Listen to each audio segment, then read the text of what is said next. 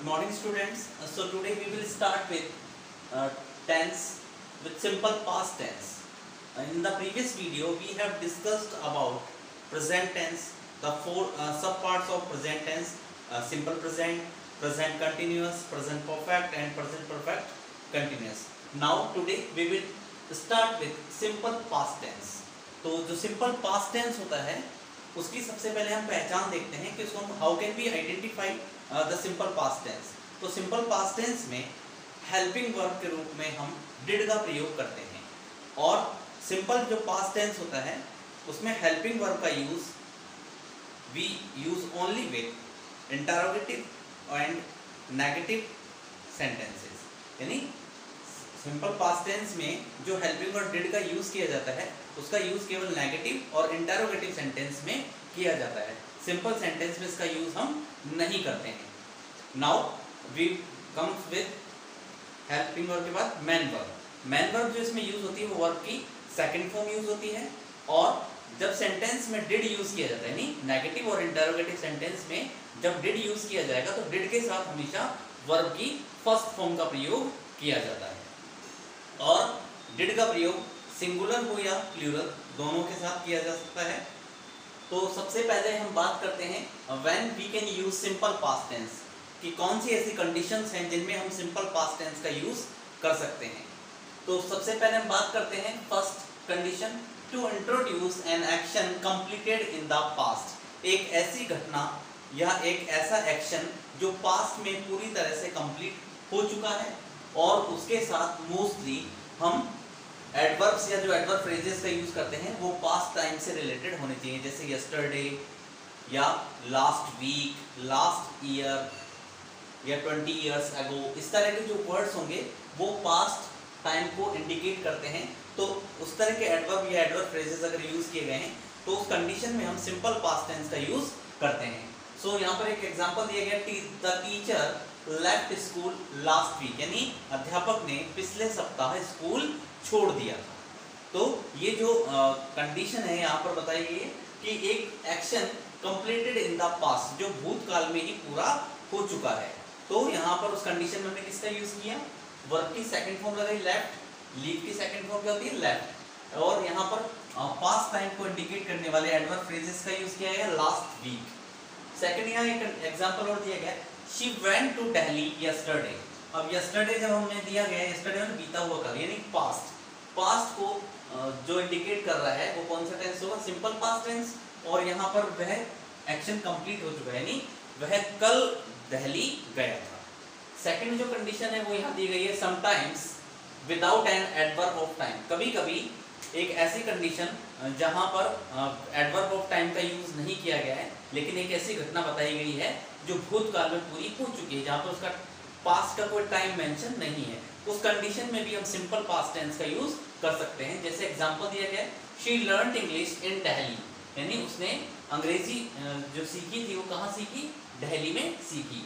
या Gandhi ji defeated britishers with non violence, Gandhi ji ने अंग्रेजों को अहिंसा से हरा दिया।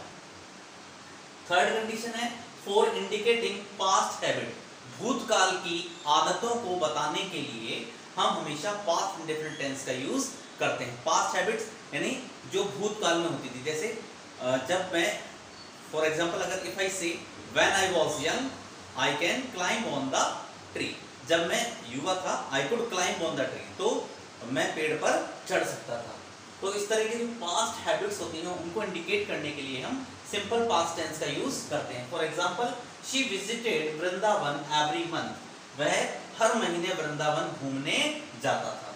Second example is, she studied many hours every day, वह प्रत्येक दिन काफी बहुत अधिक समय तक अध्ययन करती थी। Next condition is to denote series of completed actions in the past, भूतकाल में जितनी भी गतिविधियां पूरी हो चुकी है उनकी सीरीज को इंडिकेट करने के लिए हम सिंपल पास्ट टेंस का यूज करते हैं। For example, first I got up, सबसे पहले मैं खड़ा हुआ, then I had my breakfast, उसके बाद मैंने अपना नाश्ता किया। तो जो पास्ट में जो कंडीशंस हुई है उनकी सीरीज को बताने के लिए भी उन्हें अगर सीरीज के रूप में हमें इंडिकेट करना है तो उस कंडीशन में भी हम पास्ट टेंस का यूज करते हैं। Next condition is together with the past progressive tense, यानी पास्ट प्रोग्रेसिव टेंस की कंडीशन में भी हम किसका यूज करते हैं, सिंपल पास्ट टेंस का यूज करते हैं, because there is an example given, they were playing cards, वे ताश खेल रहे थे, when it started to rain, जब बरसात होना शुरू हुई। तो इस कंडीशन में भी हमने किसका यूज किया, सिंपल पास्ट टेंस का यूज किया। तो ये हमारी simple present tense sorry simple past tense की कंडीशंस है कि किन कंडीशन में हम यूज कर सकते हैं। पहली कंडीशन मैंने आपको बताई, एक ऐसा एक्शन जो पास्ट में कंप्लीट हो गया हो और उसके साथ कुछ पास्ट को इंडिकेट करने वाले एडवर्ब या एडवर्ब फ्रेजेस आपको दिए गए हैं। सेकंड कंडीशन है एक ऐसी कंडीशन जब पास्ट का एक्शन तो आपको दिया गया है, पास्ट में एक एक्शन कंप्लीट हो चुका है लेकिन वहां एडवर्ब ऑफ टाइम इंडिकेट नहीं किया गया हो, उस कंडीशन में भी हम सिंपल पास्ट टेंस का यूज कर सकते हैं। थर्ड कंडीशन, पास्ट हैबिट्स को इंडिकेट करने के लिए भी हम सिंपल पास्ट टेंस का यूज करते हैं। Fourth condition is to denote series of completed action in the past, वो एक्शन जो कंप्लीट हो चुके हैं पास्ट में उनको सीरीज के रूप में बताने के लिए भी हम पास्ट टेंस का यूज करते हैं। और last condition is past progressive tense के साथ हमेशा सिंपल पास्ट टेंस का प्रयोग किया जाता है। Now we come to the tense number 2, past continuous tense. So past continuous tense को पढ़ने से पहले हम उसकी पहचान देख लेते हैं कि पास्ट कंटिन्यूअस टेंस को हम किस कंडीशन में यूज करते हैं। तो पास्ट कंटिन्यूअस टेंस में हेल्पिंग वर्ब के रूप में हम हमेशा वॉज और वर का प्रयोग करते हैं। वॉज का प्रयोग हम करते हैं आई, ही, शी, इट और सिंगुलर नाउन के साथ, और वर का प्रयोग करते हैं यू, वी, दे के साथ, या फिर प्लूरल नाउन्स हो उस कंडीशन में भी हम वर का यूज करते हैं। और मैन वर्ब के रूप में वर्ब की फर्स्ट फॉर्म के साथ आईएनजी का प्रयोग किया जाता है। तो ये पास्ट कंटिन्यूअस टेंस हुआ। पास्ट कंटिन्यूअस का मतलब होता है भूतकाल में जो घटना आगे भी जारी हो, जो भूतकाल में शुरू हुई और आगे भी जारी हुई हो, तो उस कंडीशन में हम पास्ट कंटिन्यूअस टेंस को पहचानते हैं। सो हम यहाँ पढ़ेंगे पास्ट कंटिन्यूअस टेंस को किस किस कंडीशन में यूज किया जाता है। First condition is to express an action, यानी एक ऐसी घटना को बताने के लिए, एक ऐसे कार्य को बताने के लिए which were going on at some time in the past, जो भूतकाल में किसी समय जारी हो। For example, she was getting ready to go to the wedding, वह शादी में जाने के लिए तैयार हो रही थी। सेकेंड एग्जाम्पल यहाँ दिया गया है, I was reading a newspaper in the morning, यानी मैं सुबह के समय एक समाचार पत्र पढ़ रहा था। यानी ये पास्ट में जो आपका एक्शन है वो प्रोग्रेसिव है, उसको बताने के लिए पास्ट कंटिन्यूअस टेंस का यूज किया जाता है।